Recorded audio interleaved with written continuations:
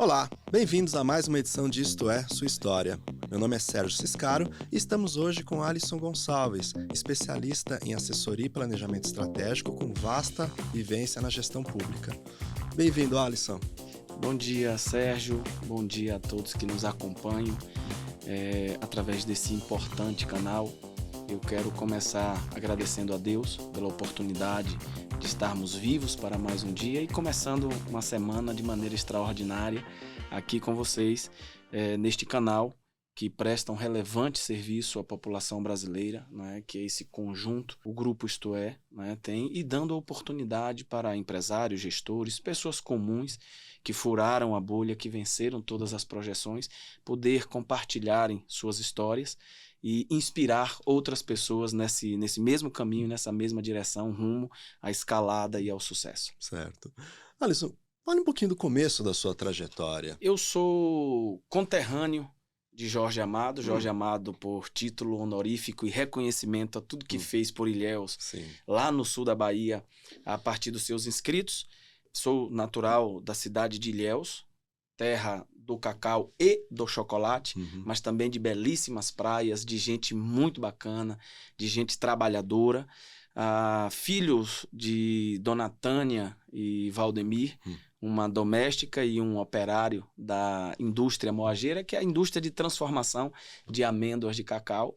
Produto 100% da escola pública, né? Menino nascido no interior do estado e que estudou a vida inteira na escola pública, e costumo sempre dizer que sou o resultado das escolhas que fiz, de algumas que me neguei a fazer, porque não decidi não escolher, também é uma decisão e uma escolha, né? E um inspirador e influenciador de pessoas. E você se relacionou logo com a administração pública, né? Conta um pouquinho essa história pra gente. Essa história, Sérgio, ela começa na minha 5ª série do antigo 1º grau, o ensino fundamental.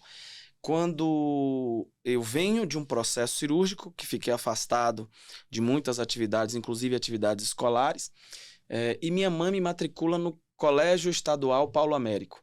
Né? E ali tem um ponto de corte na minha vida, porque pela primeira vez eu disputo uma eleição para líder de classe.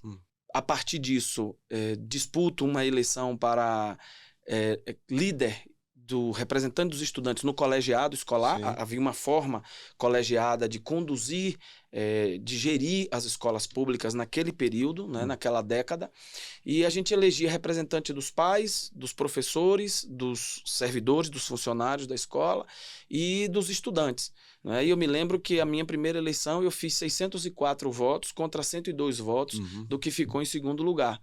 E a gente começa, então, a partir de um debate, de uma educação pública mais justa, para todos aqueles que não tinham condição de comprar uma educação formal, né, privada, a gente começa a compreender, e eu muito jovem comecei a compreender, que só com consciência, mas também com mobilização, é que nós poderíamos diminuir as desigualdades naquele processo.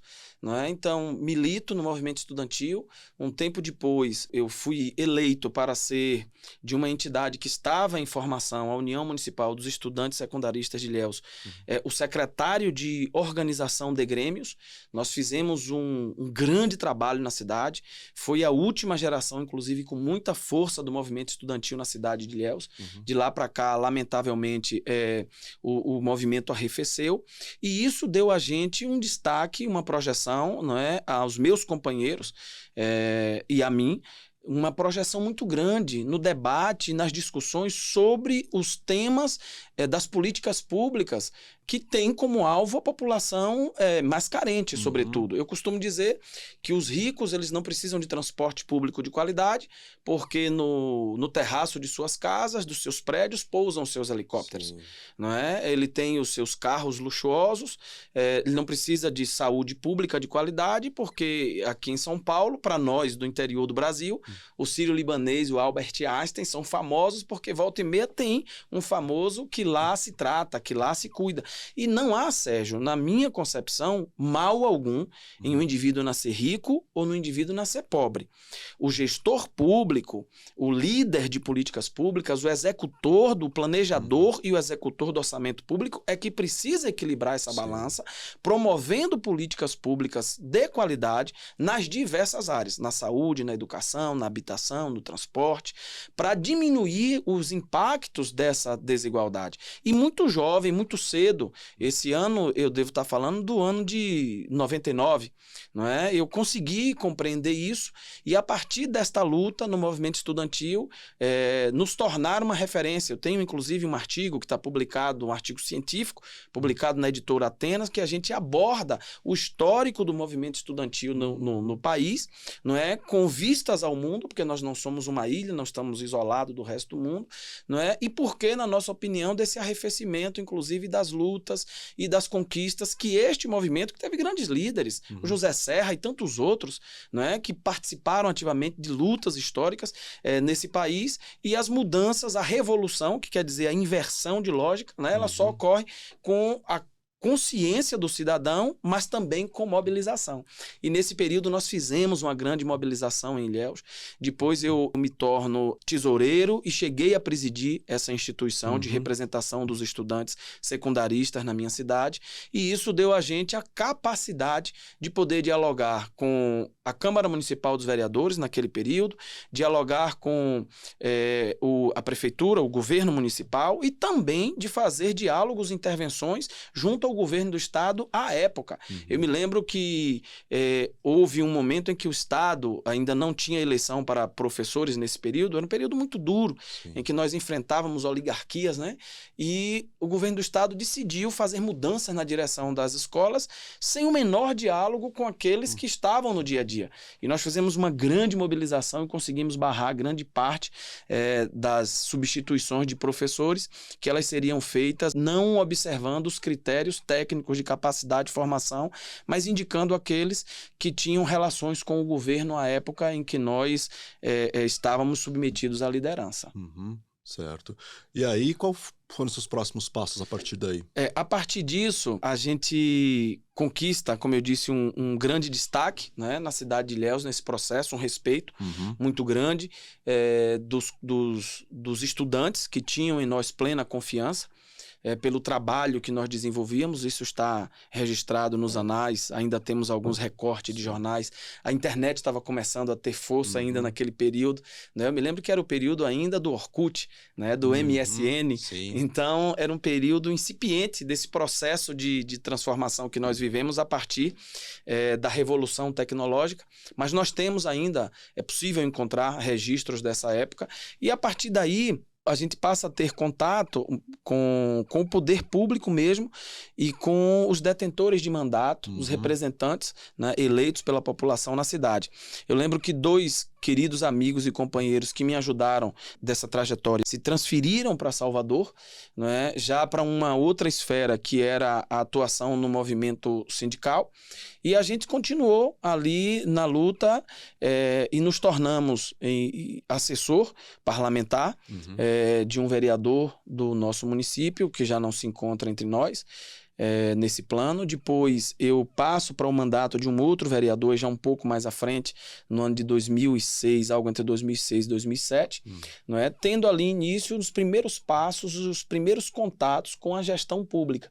Não é? E tempos depois, cerca de 15 ou 20 anos, eu me formo em gestão pública, não é? Com especialização em metodologia do ensino superior, mas também com especialização em gestão do agronegócio, compreendendo que só a educação pode levar o indivíduo a pensar fora da caixa, não é? A desenvolver massa crítica e a lutar pelos seus objetivos e pelos seus interesses, né? E exercemos ali a função de assessor parlamentar no município de Ilhéus. Ocorre que um pouquinho antes disso, ainda nesse período de secundarista, eu já trabalhava. Eu fui trabalhar aos 13 anos de idade, o meu irmão aos 12.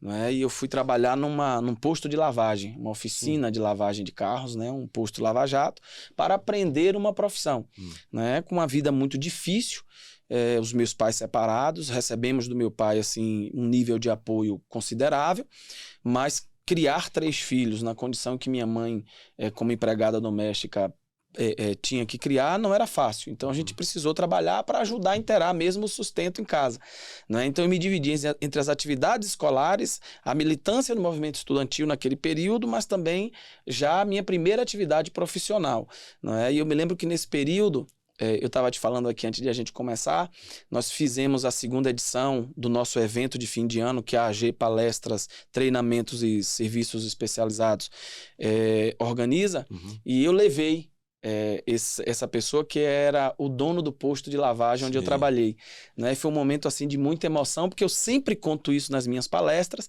eu apresento nos meus slides a minha carteira profissional de trabalho como cobrador de ônibus com R$380 de salário, depois como manobrista, como motorista, mas isso tudo começa num posto de lavagem, não é? Porque eu precisava ajudar no sustento de casa, minha avó, que é quem nos criava mesmo no dia a dia, em função da ausência de minha mãe, por ter que trabalhar, minha avó dizia pra gente: meu filho, quem tem seu saber morre com ele.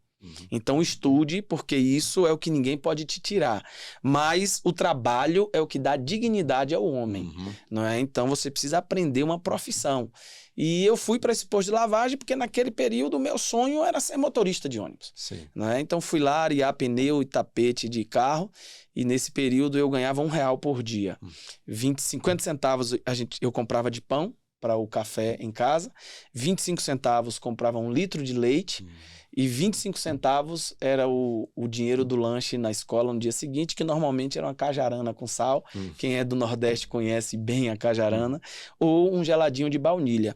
E a gente foi seguindo a vida, não é? Quando a política deu errado, porque a gente que vive, as pessoas que vivem assessorando os gestores públicos, detentores de mandato, né? De 2 em 2 anos nesse país nós temos eleição, o que eu acho que é um absurdo. Nós temos que pensar uma forma em que numa eventual reforma política isso seja definitivamente resolvido. O país não aguenta, é muito caro ao país isso, né? As pessoas não suportam. Chega janeiro do ano, você está pensando já na eleição do ano que vem. Então, para os governantes é muito ruim, mas para a população isso também é muito ruim e muito caro, não é? Então, me tornei cobrador de ônibus, foi o meu primeiro registro em carteira, e nunca descolei dos meus ideais de vida, de um mundo melhor a partir de seres humanos melhores. E quando estive como cobrador, como manobrista, como motorista, me aproximo então do movimento de representação de classe, não é? E fico ali até o ano de 2008, quando eu sou convidado a ir para Salvador para fazer o assessoramento do presidente de uma instituição de representação de classe e da presidente de uma organização estadual também de representação dos trabalhadores. E aí eu fico por algo como 13 anos, mais ou menos, né, dedicado a esse serviço, dedicado em servir aos trabalhadores, especialmente no setor da construção no meu estado, mas também em diversos estados, como Pernambuco, Sergipe, Ceará, não é? Com muitas vindas aqui a São Paulo para encontros e reuniões, e isso projetou a gente para conhecer o mundo. Eu agradeço muito a esses 2 períodos da minha vida, que é o período do movimento estudantil e também o período em que eu passei assessorando importantes dirigentes de classe, né, sindical nesse país, porque isso me deu régua e compasso, isso me deu a possibilidade de enxergar de perto a vida e a luta pela sobrevivência dos trabalhadores e das trabalhadoras, né, que normalmente são o braço invisível desse país, né, que são as pessoas que fazem o dia a dia. São Paulo é uma cidade que não dorme, mas por que ela não dorme? Porque tem operário de diversos setores, desde o médico que está de plantão no hospital, até a faxineira do aeroporto de Guarulhos, que está ali limpando o chão, limpando os banheiros, para as pessoas passarem e utilizarem com dignidade. Não é? Então, o princípio que une a todos nós é sermos trabalhadores. Independente do espaço que nós ocupamos, independente daquilo, do setor em que nós estamos envolvidos. E eu pude viajar o mundo, trocando experiências, não é? Como a África, a Venezuela, a América do Sul como um todo, conhecendo e fazendo intercâmbio com essas entidades e conhecendo os diversos setores do mundo, do universo do trabalho, e isso conferiu a gente uma maior autoridade, inclusive, para falar e discorrer sobre essa dicotomia que se formou em torno do mundo, né, entre o capital e o trabalho, quando, na verdade, todos têm o mesmo desejo. Não existe instituição laboral forte se tiver patrão ou empresas fracas. E o contrário também é verdadeiro. Certo. Então, achar esse ponto de equilíbrio, de convergência, não é? E compreender que nós estamos num novo tempo, em que não é pelo uso da força que nós convencemos e também conquistamos aquilo que a classe trabalhadora luta para conquistar, é muito mais pelo nível de consciência que nós obtemos, pelos nossos posicionamentos na vida, não é? Desde o nosso lar até o trajeto para o nosso trabalho, porque a gente trabalha para viver. Né? Ninguém sai de casa para entregar a sua vida, e para mim a coisa mais triste é perder, é ver, ligar o jornal pela manhã, ligar a TV, abrir um site e a gente vê notícias de trabalhadores assassinados no caminho do trabalho, né? Porque imagina, você sai de sua casa, como saiu hoje, né? Como eu saí da minha casa, para disputar a sobrevivência, para garantir o sustento, porque o que a gente tem para vender é a força de trabalho, não é? Seja ela laboral, braçal ou intelectual, não é? E quando é ceifada a vida de um trabalhador por ausência do Estado ou de uma eficiente política pública de segurança, sofrem mais aqueles que podem menos. Sim. Fala um pouquinho de sua passagem na Secretaria de Agricultura da Bahia. Que projetos foram feitos naquela época? Então, Sérgio, aí tem um delay que a gente passaria aqui um dia inteiro falando, que quando eu venho para Salvador, nesse ano de 2008, o representante dessa organização com quem eu trabalhei nesse período, né? Digo trabalho naquele espaço de tempo, ele decide disputar uma vaga para deputado federal em 2010. Fizemos uma apresentação extraordinária, mas não logramos o êxito que era desejado, que era alcançar o mandato. Né? Ele ficou na suplência e isso deu a gente, o nosso grupo, uma visibilidade muito grande. Então, fomos para 2012, para as eleições municipais daquele ano. A agremiação partidária que nós temos vinculação tinha 12 prefeitos. Nós fizemos uma grande apresentação e nós saímos de 12 para 28 prefeitos naquele ano, né, no ano de 2012. Então, geram alguns convites de prefeitos com quem nós nos relacionamos. Eu me especializei num período em eleições, né, em coordenação, em leitura de dados, em planejamento estratégico eleitoral, em ações de campanhas eleitorais, embora nunca disputei nada, a não ser Grêmio Estudantil, e depois da minha única derrota eu não quis mais. que foi no meu primeiro ano do ensino médio. Então, isso gerou alguns convites para exercermos a função de secretário em alguns municípios. Sim. E era muito difícil porque nós tínhamos muitas responsabilidades, tanto com a atividade primária, não é, nossa, naquele momento, quanto também responsabilidades outras, pessoais e familiares, e também no aspecto da agremiação partidária que nós sempre fomos vinculados. Mas aí eu queria muito, eu achava que aquilo era importante para mim. E havia discordância das pessoas que lideravam, parte das pessoas que lideravam esse processo em que eu estava submetido. Aí eu telefono para um querido amigo, usando tática e estratégia, e conversamos e construímos uma estratégia em que a presidente do partido, que exercia mandato de senadora, a primeira mulher prefeita em Salvador, a primeira senadora pela Bahia, a Lídice da Mata, não é? Nos chama para uma reunião. Diz, eu penso que precisa ir. A gente precisa renovar o processo de representatividade, não é? Se você tem aí 5 convites, nós precisamos definir para onde é que você deve ir, onde não se afaste muito de Salvador. E aí começa uma linha de corte na minha vida, porque eu sempre fui do bastidor. Né? Eu sempre fui daquela articulação de bastidores, né? Da construção dos processos, da alvenaria, que é a parte que não aparece, né? Do escavar, de fazer, os engenheiros e aqueles da engenharia compreenderão perfeitamente, fazer as sapatas para suportar o prédio. Né? E aí nós conseguimos, então, convencer as pessoas que ali estavam de que era possível conciliar todas as atividades e fazer uma boa participação. Então eu vou para o município de Itaparica, terra de João Baldo Ribeiro, de quem eu também tenho o privilégio de ser conterrâneo, mas aí por título de cidadão honorífico, conferido pela Câmara dos Vereadores como reconhecimento do trabalho que nós fizemos lá em 2013. Está completando, portanto, agora 10 anos. E eu cheguei muito jovem, com 20 e poucos anos, não é, para ser secretário numa coalizão em que o vice-prefeito é quem era correligionário nosso, e a gente sem muita influência de decisão também junto ao prefeito e os seus principais conselheiros.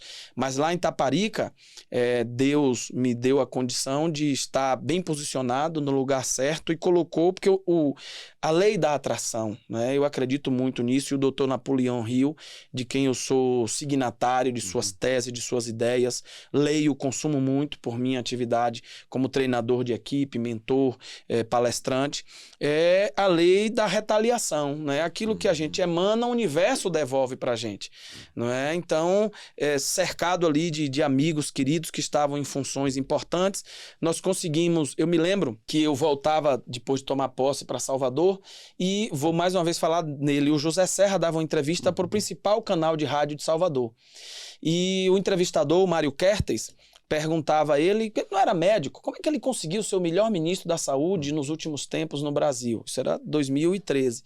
E ele dizia assim, olha, Mário, governar é eleger prioridade.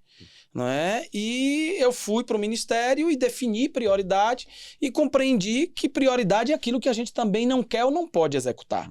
Isso se torna prioridade para não mexer. Não é? Porque quando a gente fala em prioridade, a gente só fala daquilo que a gente quer. E consegui levantar 228 questionamentos, desejos e ambições do setor que eu dirigia as políticas públicas, que era o meio ambiente, a agricultura e a pesca. Peneiramos, porque prioridade é também o que eu não posso, tinha coisas que o meu orçamento não comportava, minha equipe técnica não poderia executar, e nós chegamos a 98 dessas 228 ações que eram necessárias fazer. Nós saímos em um ano deixando 80% delas encaminhadas ou solucionadas. Então lá nós assinamos um antigo convênio para a construção de uma fábrica de beneficiamento a partir de algas marinhas para fazer sabonete, shampoo, cocada para as marisqueiras da comunidade Manguinhos. Nós entregamos equipamentos mecânicos para as associações de agricultores e produtores rurais. Nós treinamos e qualificamos a guarda municipal para o combate em diversas frentes, especialmente na questão do respeito ao meio ambiente e também da poluição sonora, de modo que nós fizemos um tanto de coisa através da FUNASA, o programa Melhorias Sanitárias, em atividade local também, com apoio do gestor municipal. Nós conseguimos colocar alguns sanitários na casa de agricultores que não tinha, né? E por que isso para mim foi importante? Isso desdobra depois na minha chegada na Secretaria de Agricultura do Estado. Porque eu morei dos meus 7 aos 12 anos numa casa no bairro da Avenida Esperança, lá na cidade de Ilhéus, onde minha mãe ainda hoje reside, que nós não tínhamos banheiro nem sanitário. E imagine você, na zona rural, isso já é um colapso. Imagine você na periferia da zona urbana com uma casa grudada na outra e você não ter banheiro e nem sanitário. Não é? Então, assim, era um Deus nos acuda. Eu cansei de ver minha mãe e minha avó esperar anoitecer para tomar banho de litro na beira do túnel, para que os vizinhos não pudessem ver a exposição de sua nudez e tomar banho de roupa. Não é? Nós não tínhamos o privilégio de tomar um banho de verdade, né? Tomar banho de roupa. Então, nós fizemos essas ações que nos confere aí um outro tamanho. E aí eu saio de Itaparica em dezembro de 2013, porque em 14 era ano eleitoral e as lideranças iam precisar dessa minha experiência nos bastidores da construção eleitoral. E aí eu vou ser assessor da então senadora Lídice da Mata no Senado Federal. não é? E eu me lembro, esse detalhe é importante porque mais para frente ele vai corroborar, que um dia eu fui com 2 prefeitos, eu secretário em Itaparica, o prefeito do município de São Félix e o prefeito do município de Cachoeira, 2 cidades importantes do recôncavo da Bahia, a Brasília. E com um desses prefeitos, que era mais amigo meu, eu parei ali em frente à chapelaria, a Alameda das Bandeiras, né, ali no Senado, e eu disse a ele, um dia vou trabalhar aqui.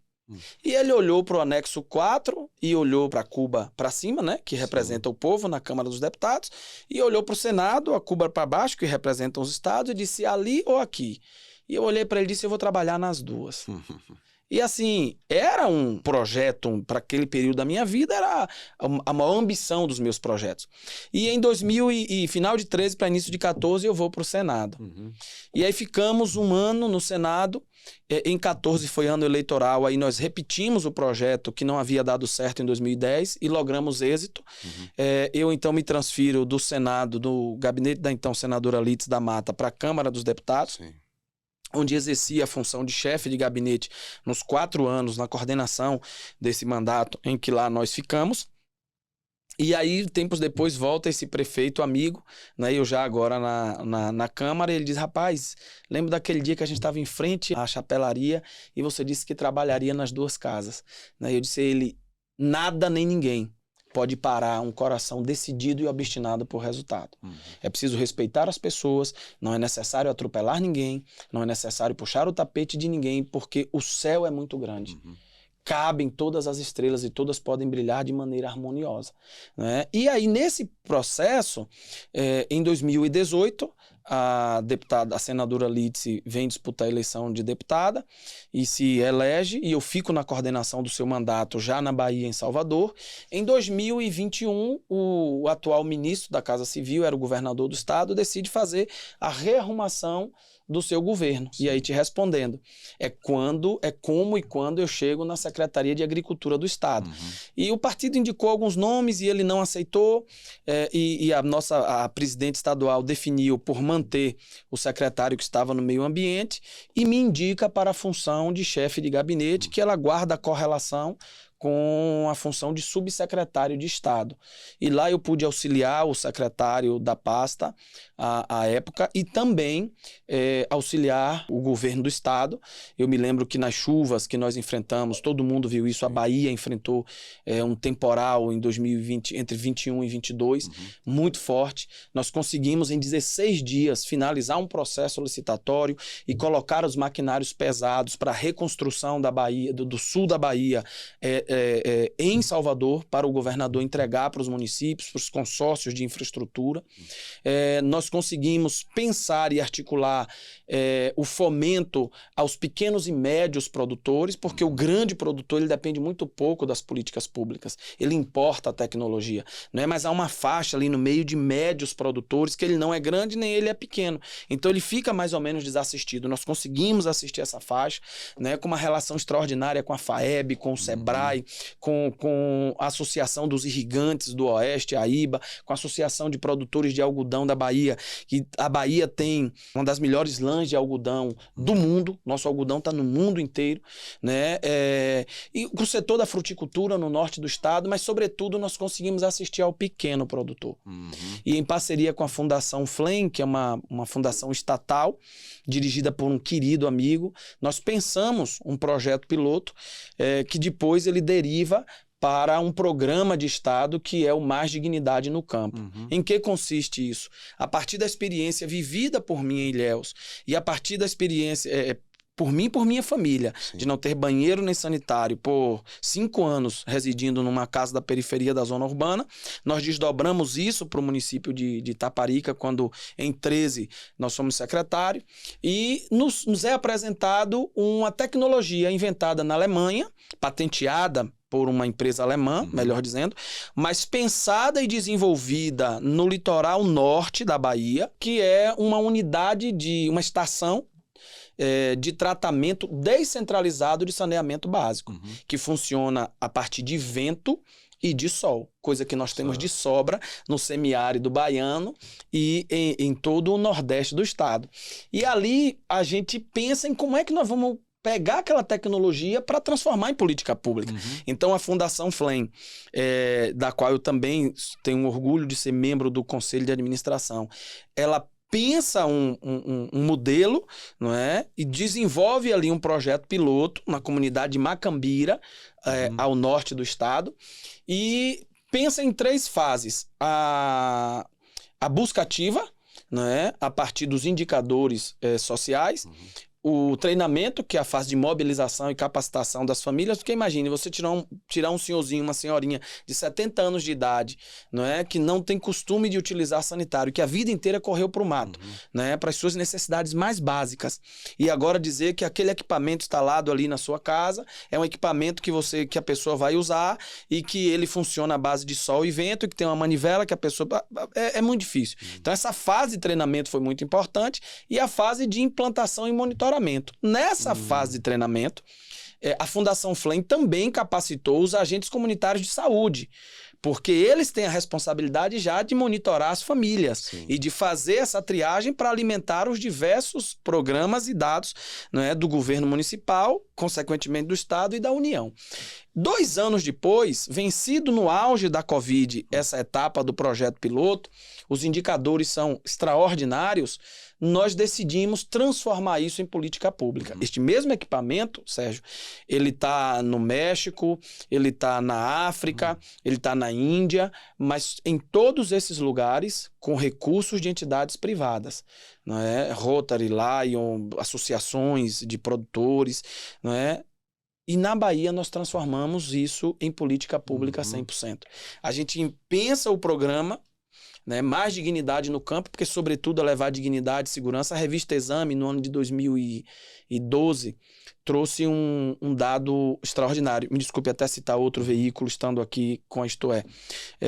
Cerca de 4 milhões de crianças adoecem e morrem em torno do mundo, com enfoque maior na África e na Índia, por falta de saneamento e por serem acometidas por parasitológicos, não é? E outras doenças derivadas disso. E 10 milhões de mulheres em torno do mundo são violentadas e mortas, porque tem a sua nudez exposta. Ora, talvez para você e para mim, que hoje podemos ter banheiro no nosso quarto, aquilo que chamamos de suíte na nossa casa, no nosso apartamento, isso diga muito pouco. Mas para quem está no campo, para quem está na lida, para quem está lá na ponta, não é? Basta olhar o norte do país, não é? Essa é uma solução extraordinária. Então, construímos o programa, nós não tínhamos previsão no orçamento da secretaria, nós não tínhamos unidade para receber isso.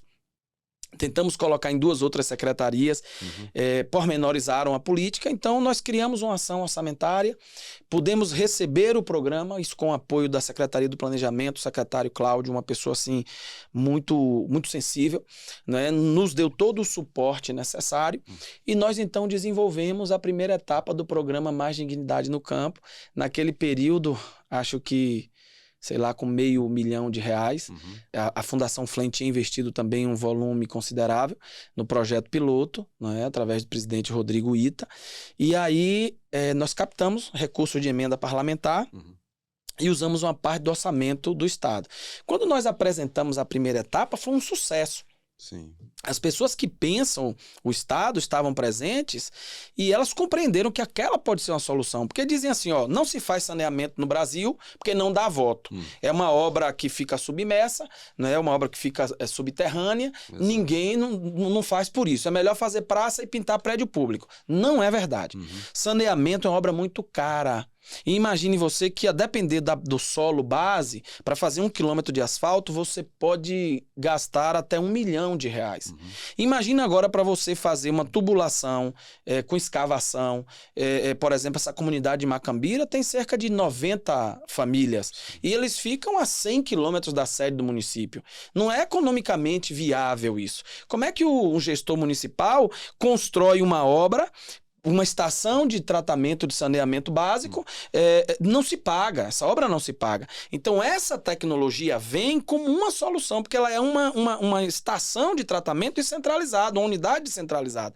E aí as pessoas que pensam o Estado compreenderam, disse, é bacana. Aí nós fizemos a segunda etapa, não é? Isso por convênio entre a Secretaria e a Secretaria de Agricultura e a Fundação FLEM, e fizemos a segunda etapa, de modo que nós já atendemos aí pouco mais de 1.500 famílias no estado da Bahia, não é, com esse programa. E aí o governo federal, ainda na gestão do ex-presidente, através da Codevasf, a Companhia do São Francisco, ela decide conhecer esse programa e traz esse programa para o governo federal, vira uma política nacional. A Codevasf colocou um edital de 41 milhões, tem 26 milhões já sendo executados dessa política que nasceu na Bahia, que nasceu com a Fundação FLEM, que nasceu com a Secretaria de Agricultura do nosso estado, no período da nossa gestão, e eu tenho muito orgulho, não é, de ter contribuído com a vida dessas pessoas lá na ponta que precisam das políticas públicas. Sim, e imagino que você tenha trazido toda essa experiência e sensibilidade adquirida ao longo desses anos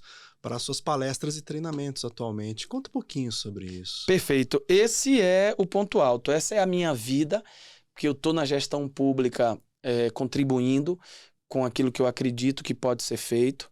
Outro dia, numa reunião da diretoria da superintendência, que atualmente eu coordeno, o meu diretor dizia assim: eu gosto muito de trabalhar com você porque você acredita no que prega. E eu disse: não, é o contrário. Eu só prego o que eu acredito.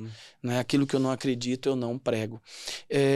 E há 10 anos, aproximadamente, eu tive meu primeiro contato com ferramentas de desenvolvimento humano e pessoal. Inicialmente, é porque assim, viver num ambiente político não é fácil. Não é? Eu não sei como é ser jornalista, eu não sei como é ser repórter, eu realmente não sei. Mas viver num ambiente político eu sei como é. São muitas disputas, muitas vaidades, e existem pessoas que incomodam pelo simples fato de existir, ainda que não dispute nada com ninguém. Não é? E aí eu fui fazer essas formações. Eu tenho 3 formações em coach, embora não goste de me apresentar assim, porque ficou muito banalizado, não é? Eu tenho método CIS com Paulo Vieira, eu sou aluno do Instituto da Tatiane De Angela, que é de formação de palestrante, eu sou aluno do Felipe Lima, não é? Um cara sensacional, e participo de diversos grupos, porque a gente precisa estar onde os bons estão, não é? Então, há 10 anos atrás eu tive o primeiro contato, mas era para me ajudar no exercício daquelas atividades. Certo. De 3 anos ou 4 anos para cá, eu percebi que eu podia colocar esse conhecimento, que eu já vivia fazendo palestras pelo mundo inteiro na área de gestão pública. Eu disse: preciso trazer minha história de vida para, como diz o Simon Sinek, inspirar outras pessoas a descobrirem o potencial extraordinário que elas têm dentro de si. Então, fiquei ali, fui para o digital, né? Nós temos na esteira de produtos que nós possuímos, nós temos podcast, nós temos e-book, nós temos um curso que é um método de implementação, que é o método Leme Jornada dos Navegantes, nós temos palestras, estamos já preparando para março do ano que vem o lançamento do nosso primeiro livro 100% autoral. E eu percebi que eu podia ajudar as pessoas. Ora, foi possível para um menino que era ajudante de posto de lavagem aos 13 anos de idade, cobrador de ônibus, manobrista e motorista, se transformar em autoridade de Estado, primeiro, pela clareza de propósito. Mas as pessoas não sabem o que é propósito. A grande maioria da base da pirâmide precisa de alguém que lhe diga, não é, o que é propósito, não é, o que é essa meta de vida, como alcançar isso. Primeiro é preciso se autoconhecer, saber as suas potencialidades, as suas fragilidades, e essas formações todas, não é, na área de desenvolvimento humano me credenciaram e me qualificaram para viver uma vida de inspirar pessoas, e a partir disso também, obviamente, desenvolver uma hub dos negócios, que começou com a AG Palestras, que hoje é uma realidade, é um sucesso, né? Nós estamos assim consolidados na área de treinamento, na área de palestra, instrutoria e consultoria, não é? Eu sou consultor do Sebrae, a AG é uma empresa credenciada a esse ecossistema que visa fortalecer, a partir do desenvolvimento de estratégias, pequenas e médias empresas no Brasil. Então, nós somos credenciados ao Sebrae, eu atuo como consultor do Sebrae. A gente tem contratos e convênios com algumas empresas para fazer treinamento, capacitação, planejamento estratégico, consultoria na área de planejamento e execução orçamentária, não é? Então, viver esse universo, e foi tudo uma preparação para esse momento que a gente tem vivido, de levar às pessoas, sobretudo, Sérgio, uma mensagem de esperança. Levar às pessoas, sobretudo, uma mensagem de amor, num tempo em que parece que o parafuso de centro do mundo está frouxo, onde as pessoas estão tão primitivas quanto na era medieval, onde o valor da vida se tornou efêmero, né? Onde as pessoas são egoístas e só pensam em si, onde nós estamos vivendo quase zero a empatia. Quando aparece uma notícia de alguém que foi capaz de ajudar uma senhora, um senhor, um cadeirante a atravessar na faixa de pedestre, isso viraliza, quando devia ser o normal, quando devia ser a regra. Quando aparece alguém tirando o seu casaco para aquecer aquele que tá ali e não tem, porque na sua casa ele tem outro casaco, isso viraliza como sendo a coisa, e isso deveria ser a regra. Eu não posso pensar num mundo melhor se não pensar em seres humanos melhor. Quando? Hoje. A partir de agora. E é possível que as pessoas como eu, com mentalidade expandida, o Albert Einstein diz, né, que mentes são iguais a paraquedas, elas precisam estarem abertas para funcionarem bem. Então, a expansão de mentalidade, né, a metanoia, que é a transformação dessa mentalidade, né, a partir de estudo, a partir de pesquisa, a partir de ferramentas testadas e validadas, a partir de terapia, porque palestrante não é terapeuta, o poder do palestrante é impactar a sua vida, é te levar a uma profunda reflexão daquilo que você desejou na sua infância, na sua adolescência, na sua juventude, para a vida que você vive hoje. E a partir disso, e quando você sai do auditório, é o questionamento que eu sempre faço. Quando você sair daqui, vai fazer o que com tudo isso? Vai continuar na mesma? É insano desejar resultados diferentes, insistindo nas mesmas práticas. Enquanto eu fizer as mesmas coisas, continuarei a obter os mesmos resultados. E toda essa bagagem, né, me preparou para esse tempo, para falar com autoridade de quem conhece a vida das pessoas lá na ponta, de quem conhece a incapacidade de pensar porque o acesso lhe foi negado, lhe foi tolhido, à educação, à formação, né, e a diversos outros importantes ingredientes para a vida dos seres humanos em toda e qualquer parte do mundo. E essa jornada vai continuar como o ano que vem e para frente? Quais são os seus planos? Nós estamos fazendo agora o planejamento estratégico do ano que vem, né, para a partir do ano que vem. A partir do ano que vem, nós temos uma meta muito clara de pegar essa realidade que se transformou a AG, palestras, treinamentos, serviços e produtos digitais especializados, na maior do norte e nordeste do Brasil. Né? Ela hoje vai indo bem. Eu penso que nós estamos no início daquilo que será uma grande caminhada e um dia nós vamos voltar a nos encontrar e vamos prestar conta de quantas vidas nós impactamos e transformamos. Porque o resultado financeiro, e a gente falava disso, a maior aferição da satisfação não é apenas o quanto de zeros tem no seu Pix. Se assim o fosse, nós não tínhamos um tanto de milionários adoecidos. Olha aí o Wesley Safadão. Precisou se afastar de sua carreira para tratar a sua emoção. Gerir as emoções humanas. Colocar cada coisa no seu lugar. Saber que a vida é feita de fases e que tudo isso passa.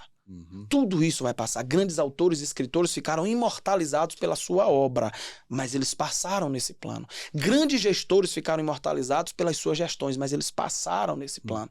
Né? Então tudo isso vai passar. E os planos agora passam, sobretudo, por alcançar um número 3 vezes maior de vidas e impactá-las. E é isso que nós pretendemos, estamos planejando e vamos fazer. A partir da continuação das temporadas do nosso podcast, o Dois Dedos de Prosa, que está lá no nosso canal Alisson Gonçalves, no YouTube. A partir das muitas palestras, dessa agenda cheia que nós temos já para o primeiro semestre do ano que vem. A partir dos treinamentos e das formações. A partir do lançamento desse livro, né, onde nós vamos contar as técnicas que nós aplicamos, que nós desenvolvemos ao longo da vida para a gente ir conseguindo contornar os obstáculos e compreender que a caminhada fica mais difícil porque no cume da montanha o ar é rarefeito. E se você está passando por momento de dificuldade, se você está passando por momento de profunda e intensa dificuldade, não é o fim. É o meio de uma jornada que vai terminar no cume. Porque à medida que a gente sobe, o ar vai ficando mais rarefeito. E só chega lá os melhores. E a ideia é inspirar as pessoas, não é, nessa caminhada de se tornarem melhores do que foram ontem. Não é de estimular uma competição desonesta, perversa e maldosa como nós temos visto no mundo, não. Esses são os planos para 2024 e para os próximos anos. Seguir inspirando pessoas a partir dessa história. É real. E foi possível para mim. Portanto, é real. E é possível para você que nos acompanha e que nos assiste, que nos ouve ou que lê tudo que nós temos dito aqui. Perfeito. Alisson, gostaria de agradecê-lo por compartilhar sua trajetória de vida conosco. Eu é quem agradeço por essa oportunidade. Quero enaltecer mais uma vez o grupo Isto É. Eu tenho visto muitas histórias impactantes aqui.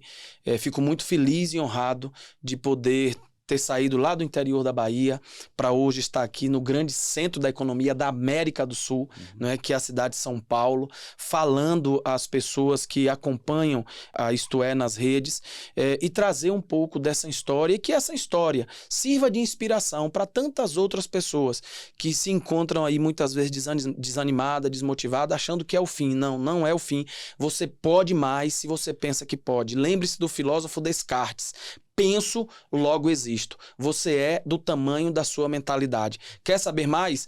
Acompanhe a gente no nosso Instagram, @alisongonçalves.ba. Acompanhe a gente lá no nosso LinkedIn, Alisson Gonçalves. E se inscreve no nosso canal, Alisson Gonçalves, lá no YouTube. Você vai receber diariamente um conteúdo forte e inspirador que transformou a minha vida e tem ajudado centenas de pessoas na transformação de suas vidas e ajudará você também. Muito obrigado, Sérgio, por esse encontro, por essa oportunidade, a você e a todos que fazem o dia a dia do grupo Isto É. Nós é que agradecemos. E obrigado a você que nos acompanhou até agora.